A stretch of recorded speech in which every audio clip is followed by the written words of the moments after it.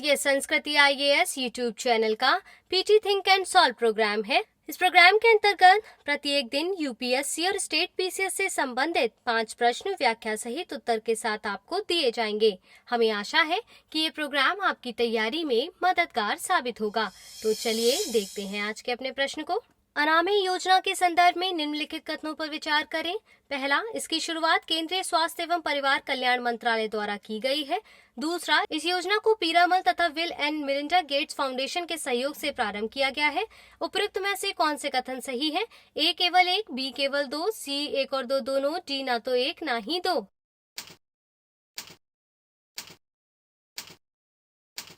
सही उत्तर है option C. केंद्रीय स्वास्थ्य एवं परिवार कल्याण मंत्रालय ने जनजातीय स्वास्थ्य सहयोग के लिए अनामय योजना की शुरुआत की है। इस योजना को पीरामल एवं will and Melinda Gates foundation के सहयोग से प्रारंभ किया गया है।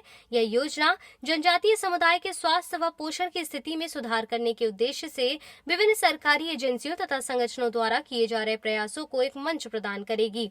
कोविड-19 महामारी के दौरान जनजातीय समुदाय के स्वास्थ्य संबंधी जरूरतों को पूरा करने के लिए स्वास्थ्य एवं परिवार कल्याण मंत्रालय ने जनजातीय कार्य मंत्रालय के साथ संयुक्त रूप से कई प्रयास किए हैं। वर्ष 2025 तक टीबी मुक्त भारत के लक्ष्य को प्राप्त करने के लिए दोनों मंत्रालयों ने जनजातीय टीबी कार्यक्रम की शुरुआत भी की है। इस प्रकार कथन 1 और 2 दोनों सही है, इसलिए इसका सही उत्तर है ऑप्शन सी। देखते हैं आज के अपने दूसरे प्रश्न को। हाल ही में चर्चा में रहे नेट जीरो उत्सर्जन का अर्थ है ए, वैश्विक तापमान में वृद्धि दर को शून्य के स्तर पर लाना, बी, कार्बन की उत्सर्जित तथा अवशोषित मात्रा के मध्य संतुलन स्थापित करना, सी, कार्बन उत्सर्जन को शून्य के स्तर पर लाना, डी, उपयुक्त में से कोई नहीं।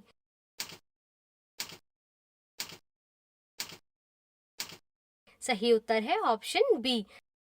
कार्बन के उत्सर्जन तथा कार्बन के अवशोषण के मध्य संतुलन स्थापित होना नेट जीरो उत्सर्जन कहलाता है। नेट जीरो उत्सर्जन की स्थिति में कार्बन के उत्सर्जन तथा कार्बन के अवशोषण की मात्रा बराबर होती है। यहाँ कार्बन से तात्पर्य कार्बन डाइऑक्साइड तथा ग्रीन हाउस गैसों के उत्सर्जन से है। वर्ष 2050 तक कार्बन तटस्थता के लक्ष्य को प्राप्त करने के लिए नेट जीरो उत्सर्जन की स्थिति प्राप्त करना आवश्यक है। हाल ही में energy and climate intelligence unit द्वारा जारी नवीनतम आंकड़ों के अनुसार अप्रैल की शुरुआत में कुल 32 देशों ने इस सदी के मध्य तक कार्बन तटस्थता के लक्ष्य को प्राप्त करने की घोषणा की है। इस प्रकार विकल्प बी इसका सही उत्तर है। देखते हैं आज के अपने तीसरे प्रश्न को।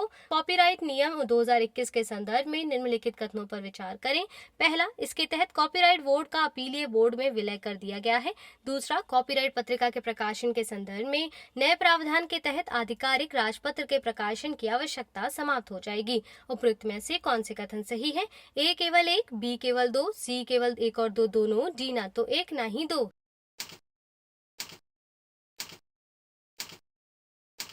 सही उत्तर है ऑप्शन सी। भारत सरकार ने कॉपीराइट नियम 2021 को दिनांक 30 मार्च 2021 के द्वारा राजपत्र में अधिसूचित किया गया है। भारत में कॉपीराइट के लिए कॉपीराइट अधिनियम 1957 और कॉपीराइट नियम 2013 कानून है। इसका उद्देश्य कॉपीराइट कार्यालय में कार्य एवं संचार के लिए इलेक्ट्रॉनिक माध्यमों को प्राथमिक मोड के रूप में अपनाना है, ताकि डिजिटल युग में तकनीकी प्रगति के संदर्भ में सुचारू तथा बाधा रहित अनुपालन सुनिश्चित किया जा सके। कॉपीराइट पत्रिका के प्रकाशन के संदर्भ में एक नया प्रावधान शामिल किया गया है, जिससे आधिकारिक राजपत्र में प्रकाशन की आवश्यकता समाप्त हो जाएगी। उक्त पत्रिका कॉपीराइट कार्यालय की वेबसाइट पर उपलब्ध होगी।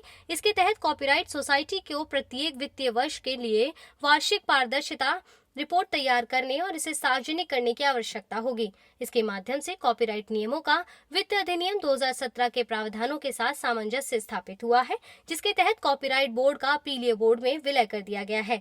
आवेदन की अधिक व्यापक जांच के उद्देश्य से कॉपीराइट सोसाइटी पंजीकरण के आवेदन पर केंद्र सरकार द्वारा आवेदन का जवाब देने संबंधी समय सीमा को बढ़ाकर 180 दिन कर दिया गया है। इस प्रकार कथन 1 और 2 दोनों सही है, इसलिए इसका सही उत्तर है ऑप्शन सी। बढ़ते हैं आज के अपने चौथे प्रश्न की ओर। श्वाजर चाइल्ड त्रिज्या निम्नलिखित में से किससे संबंधित है? ए, क्षुद्र ग्रहों से, बी, प्राकृतिक उपग्रहों से, सी, सुपरनोवा से, डी, ब्लैक होल से।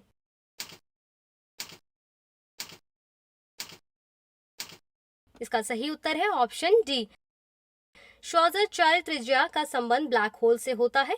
वस्तुतः वह ब्लैक होल का वह घटक जिस पर ब्लैक होल का संपूर्ण द्रव्यमान केंद्रित होता है सिंगुलैरिटी कहा जाता है तथा सिंगुलैरिटी के चारों ओर उपस्थित उसका गुरुत्वीय क्षेत्र जो एक आभासी वृत्त के समान होता है इवेंट होराइजन कहलाता है। सिंगुलैरिटी तथा इवेंट होराइजन की परिधि के मध्य की सीधी दूरी श्वार्ज़चिल्ड त्रिज्या कहलाती है, इसलिए इसका सही उत्तर है ऑप्शन डी। देखते हैं आज के अपने अंतिम प्रश्न को। लोक अदालत के संबंध में निम्नलिखित कथनों पर विचार करें। पहला, भारत में स्वतंत्रता के समय से ही लोक अदालतें तथा औपचारिक रूप से कार्यरत है। दूसरा, लोक अदालत संवैधानिक संस्था होती है। तीसरा, इसके निर्णय को किसी भी न्यायालय में चुनौती नहीं दी जा सकती है। उपयुक्त में से कौन से कथन सही नहीं है? ए केवल 1 और 2, बी केवल 2, सी केवल 2 और 3, डी केवल 1 और 3।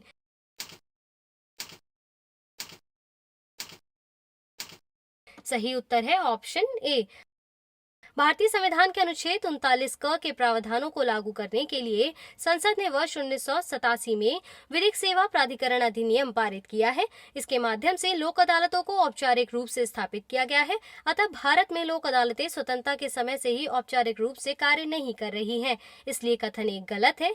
चूंकि लोक अदालतों की स्थापना एक संसदीय अधिनियम के माध्यम से की गई थी, इसलिए लोक अदालतें संवैधानिक निकाय नहीं बल्कि संवैधानिक निकाय है। अतः कथन 2 भी गलत है। लोक अदालतों के निर्णय दोनों पक्ष पर बाध्यकारी होते हैं तथा उन्हें किसी भी अदालत में चुनौती नहीं दी जा सकती है। अतः कथन 3 सही है, इसलिए इसका सही उत्तर है ऑप्शन ए।